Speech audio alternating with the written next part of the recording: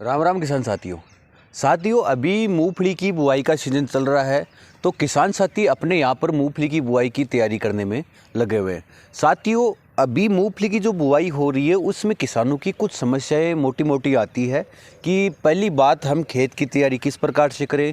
दूसरा, इसके अंदर जो खेत की तैयारी कर रहे हैं उसके अंदर कौन कौन सा खाद हम डालें, क्योंकि हम जब भी दुकानों पर जाते हैं, किसी भी सहकारी समितियों पर जाते हैं तो वो अलग अलग राय देते हैं। कोई कहता आप डीएपी डालिए, कोई कहता आप एसएसपी डालिए, कोई कहता आप सल्फर बेंटोनाइट डालिए। तो उसके बारे में बात करते हैं कि आपको क्या डालना सही रहेगा मूंगफली की बुआई करते समय। दूसरा एक ये कि आप बीजोपचार किस प्रकार से, क्योंकि मार्केट के अंदर इतनी सारी दवाइयाँ हैं, किसान कंफ्यूज है, दुकान वाले कंफ्यूज है कि कौन कौन सी दवाइयों से बीजोपचार मूंगफली का बीज का करें जिससे उनका उगाव अच्छा हो, काली जड़ से बचाव हो, साथ ही जो वाइट ग्रब सफ़ेद कीड़ा लगता हो उससे बचाव किया जा सके। इसके साथ ही एक समस्या मोटी ये भी आती है कि बीज के जर्मिनेशन का, कि ऐसी कौन सी तकनीक है, ऐसी कौन सी प्रैक्टिस है जिसके द्वारा किसान साथी अपने यहाँ पर बीज का उगाव अच्छे से कर सके। तो साथियों इसी बारे में अपन बात करते हैं। साथियों अगर अपन मूंगफली की बुआई कर रहे हैं तो उसमें सबसे इम्पोर्टेंट पॉइंट आता है खेत की तैयारी का।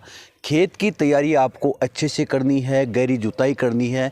कई किसान साथियों ने अपने यहाँ पर कर भी लिया जो लगातार मूंगफली की बुआई कर रहे हैं। आपको गहरी जुताई करनी है, उसके बाद आपको हैरो निकालना है, उसके बाद रोटोवेटर हैरो से आपको ज़मीन को अच्छी तरह समतल बना लेना है। ये हो गई खेत की तैयारी। उसके बाद बात करते हैं खाद के उपयोग की। कौन सी खाद आपको अपने यहाँ पर इस्तेमाल करनी है। साथियों अगर खाद की अपन बात करें तो मोटा मोटा आपको एसएसपी का इस्तेमाल ज़रूर करना है। अगर मात्रा की मैं बात करूं तो आप लगभग 1 से 1.5 एकड़ में 50 किलोग्राम से लेकर 70 किलोग्राम तक एसएसपी सिंगल सुपर फास्फेट आप अपने यहाँ पर इस्तेमाल कर सकते हैं। एसएसपी भी आजकल 3-4 फॉर्म में आती है, जिंक कोटेड है, बोरोन कोटेड है। तो इस प्रकार की जो एसएसपी है उसका इस्तेमाल कर सकते हैं आप। 50 किलोग्राम से लेकर 70 किलोग्राम प्रति एकड़ आप एसएसपी का इस्तेमाल कर सकते हैं। दूसरा एक पॉइंट ये भी आता है कि अगर आप अपने यहाँ पर सल्फर बेंटोनाइट का इस्तेमाल कर रहे हैं तो सल्फर बेंटोनाइट के लिए आप लगभग 1 एकड़ में 20 से 25 किलोग्राम सल्फर बेंटोनाइट इस्तेमाल कर सकते हैं। ये बेहतर एक मात्रा है मूंगफली के अंदर, क्योंकि मूंगफली जो है वो तेल की फसल है। तो इसके अंदर अगर आप अच्छी प्रकार से सल्फर बेंटोनाइट सल्फर का इस्तेमाल करेंगे तो आपके यहाँ पर मूंगफली के अंदर तेल की मात्रा अच्छी होगी, जिसके कारण आपके प्रोडक्शन अच्छा होगा और मूंगफली की जो गुणवत्ता है, क्वालिटी है, वो भी आपके यहाँ पर अच्छी देखने को मिलेगी। तो सल्फर बेंटोनाइट का इस्तेमाल जरूर करें। दूसरी अगली बात आती है डीएपी की। तो डीएपी अपने यहाँ पर आप कम मात्रा में इस्तेमाल कर सकते हैं, 20 से 25 किलोग्राम प्रति एकड़ तक इस्तेमाल आप अपने यहाँ पर कर सकते हैं।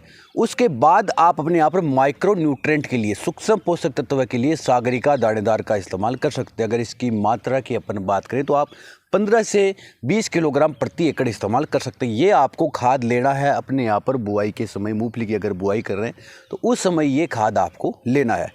अब बात करते हैं बीजोपचार की, कि बीजोपचार कौन से दवाइयों से किस प्रकार से आपको करना है। तो बीजोपचार की अगर मैं बात करूं तो आप क्योंकि मार्केट के अंदर बहुत सारी दवाइयां देखने को मिलती है। कोई कहता है जटायु लगाइए आप, कोई कहता है कि बासप की सिस्टेवा करके दवाई आती है वो लगाइए। तो मैं आपको बताता हूं कि सस्ता और सुंदर टिकाऊ उपचार आप अपने यहाँ पर बीजोपचार के लिए, जो फंगस वाला जो बीजोपचार है उसके अंदर आप शुरुआत के अंदर कार्बेंडाजिम मैनकोजेब का इस्तेमाल कर सकते हैं। वो एक अच्छा फंगीसाइड है बीजोपचार के लिए, क्योंकि जो भी अपन बीजोपचार सीड ट्रीटमेंट करते हैं वो लगभग अपने यहाँ पर 30 से 35 दिन तक ही काम करता है। इसके बाद उसका कोई असर नहीं रहता। आप किसी भी प्रकार की कितनी ही महंगी दवाइयों का इस्तेमाल कर लीजिए, तो आप अपने यहाँ पर सस्ते और सुंदर और टिकाऊ जो दवाइयाँ आती है उसका इस्तेमाल कीजिए। आप अपने यहाँ पर कार्बेंडाजिम मैनकोजेब का इस्तेमाल कर सकते हैं, जो अलग अलग कंपनियों का आता है। इप्को एमसी का इस्तेमाल कर सकते हैं, कागोया करके आता है, उसका इस्तेमाल कर लीजिए। दूसरा, उसके अलावा आप अपने यहाँ पर जटायु में जो साल्ट आता है उसका इस्तेमाल कर लीजिए। इप्को एमसी का भी एक तमाकू करके आता है, उसका इस्तेमाल कर दीजिए। अगर उसकी मैं मात्रा की बात करूं तो मात्रा के अंदर आप 2 से 2.5 ग्राम प्रति किलो बीज में आप उसकी मात्रा को लगाना। उसके अंदर कोई पानी नहीं मिलाना है। जो भी अपने को बीजोपचार के लिए दवाई चाहिए वो आपको कट्टे के अंदर डालनी है। 20 किलो उसके अंदर मूंगफली का बीज लेना है, अच्छी तरह उसको हिलाना है। मूंगफली का बीजोपचार फंगीसाइड से हो गया। उसके बाद आप जब भी आप उसकी बुआई कर रहे हैं, मतलब आपने आज बुआई फंगीसाइड का उपचार कर दिया, कल आप उसकी बुआई कर रहे हैं, तो उस समय आपको थाइमाथोक्सम 30% FS काम में लेना, वो भी कोई अच्छी कंपनी का आप काम में लीजिए, कोई दिक्कत नहीं है।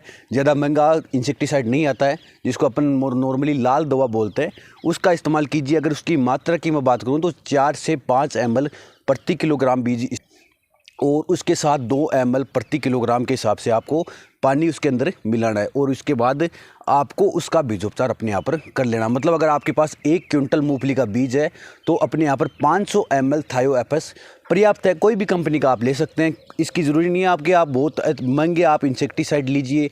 अगर महंगे ले रहे हैं या सस्ते ले रहे हैं तो इस जो प्रयोग है उसका वो भी वैसे ही होना है। इसके साथ ही उसकी कार्य क्षमता है वो 30 से 35 दिन की ही रहने वाली है। ऐसा नहीं है कि आपने बहुत महंगा ले लिया तो आपके यहाँ पर पूरे जीवन काल के अंदर बाइट क्रम नहीं लगेगा, ऐसा नहीं है। वो सिर्फ 30 से 35 दिन तक ही काम करेगा। तो ये हो गया बीजोपचार।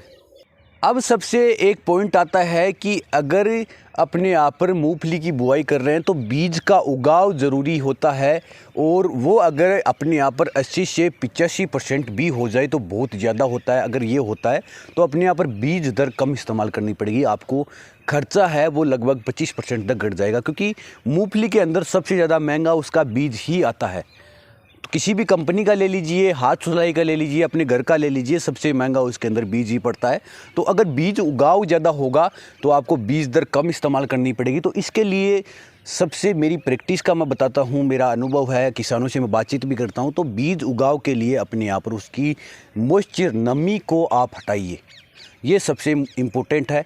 तो वो हटाने के लिए अपने यहाँ पर सुबह की जो धूप है उसके अंदर आप उसको 1-1.5 घंटे तक सुखा सकते हैं। इसके अलावा वो सुबह की जो धूप है वो दे दीजिए आप। इसके अलावा अगर आपके पास थोड़ा टाइम है 2 से 3 दिन का, तो अपने यहाँ पर किसी भी छायादार स्थान पर उसको पंखे की हवा में रख दीजिए, खिड़कियाँ खोल दीजिए। अगर 2 से 3 दिन तक आप उसको पंखे की हवा देते हैं तो उसके अंदर से जो मॉइस्चर है, नमी है, वो निकलेगी। जितनी ज़्यादा मॉइस्चर नमी निकलेगी उतना ही ज़्यादा उसका उगाव होगा। तो ये ज़रूर कीजिए, अपने यहाँ पर अगर बीज बुआई कर रहे हैं तो उसके अंदर से उसकी नमी को निकालिए। जितना आप नमी निकाल पाएंगे उतना ही अच्छे से बीज का उगाव होगा, उसके अंदर फंगस का प्रकोप कम से कम होगा। तो ये ज़रूरी है। धन्यवाद किसान साथियों, जानकारी किस प्रकार की लगी।